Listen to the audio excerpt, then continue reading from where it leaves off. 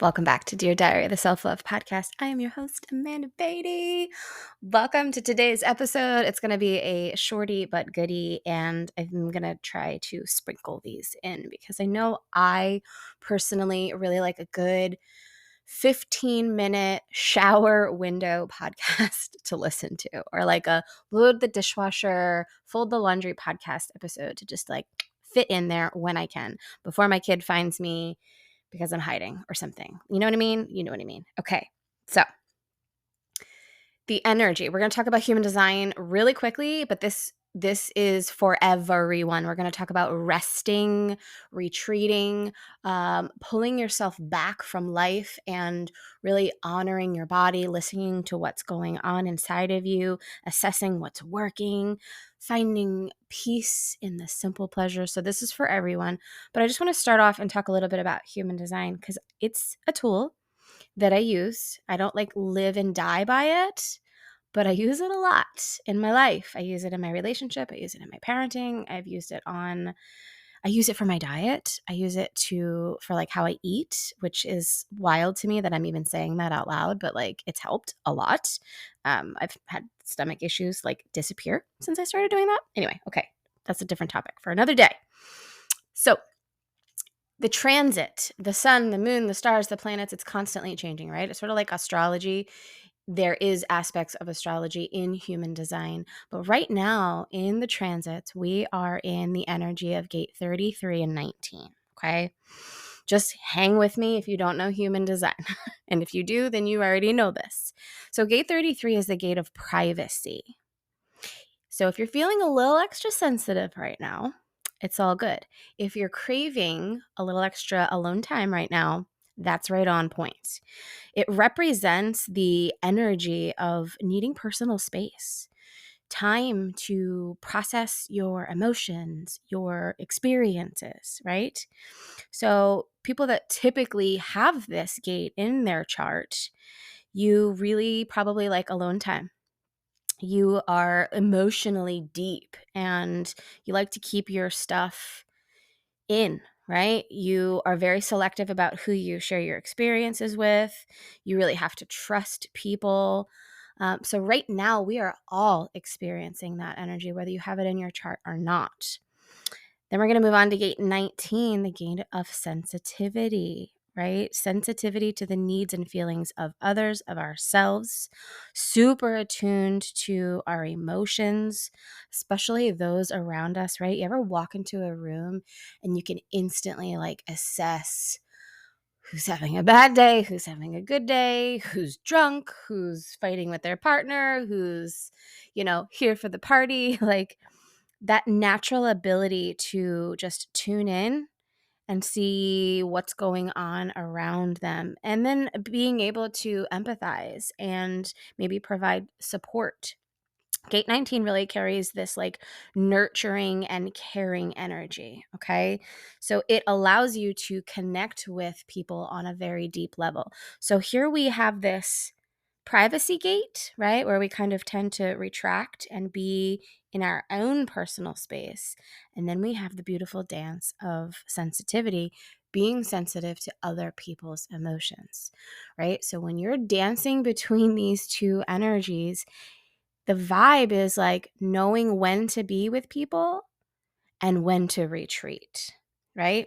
Knowing when to be vulnerable with our feelings and emotions and experiences, and also being attuned to others and not taking them on, right? Really tapping into extended periods of just rest, recharge, and solitude, right? This has been huge. I don't know if you feel it. I feel it. It goes until Saturday. Today is Wednesday. It goes until Saturday. But really, what I have been doing is getting curious and exploring the idea of like, what is rest for me? What is it to me to like retreat into my privacy? What does it feel like?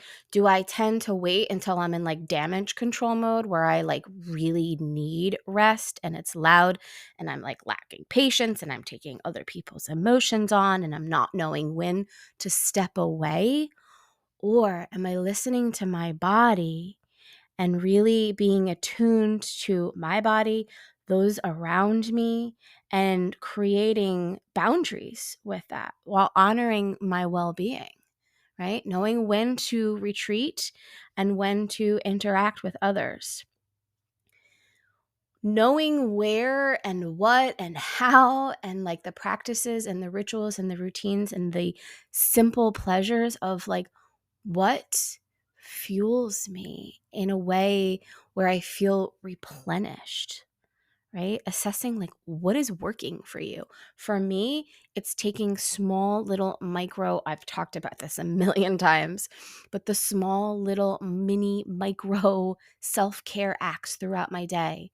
Being intentional when I breathe, journaling before bed, waking early to do some yin yoga, to stretch, to have my coffee in peace, to meditate in silence. All of these things I've been assessing and like that works, that works, that works. Sometimes like hour-long meditation doesn't. Sometimes a 20-minute really good deep breathwork practice just isn't in the schedule for the day. It just doesn't fit in my time budget, right? So it's like really tapping into what's working and what's not, and also being gentle with yourself when you notice that you're being really sensitive, that you are mentally and emotionally like needing to retreat, right? Knowing when to seek people out when you're in this high vibe state and when to kind of stick to yourself. Okay. So this has been the energy of the week. And now I want to talk to you and just get curious with you for a minute about how do you know when it's time to rest? Do you feel it in your body? Does it express itself in your patience or lack thereof? Do you tend to get anxious or stressed or overwhelmed? Do you find yourself like going through the motions? I shared about this on my workshop yesterday. I had this moment this week where I had a really good day. I had a really good day. Everything was going well. I was super productive. My son's behavior was good. We got fresh air. Like it just felt like a day where I did the most, but it felt really nourishing. And I was in the kitchen cooking dinner and it got hot in the kitchen. We finished eating.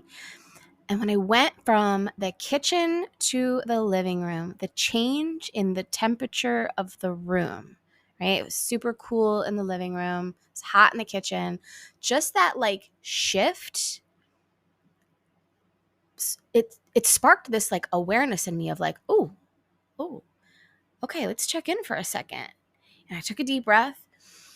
And like the quality of my breath was like, it was shaky. It was a little like sigh, like I had had a stressful day, but I hadn't. And I was like, oh, what's that? And then I just listened to my intuition and it was like, just lay down for like 10 minutes, meditate for like 10 minutes, sit and chill, breathe for like 10 minutes. I'm like, okay, cool.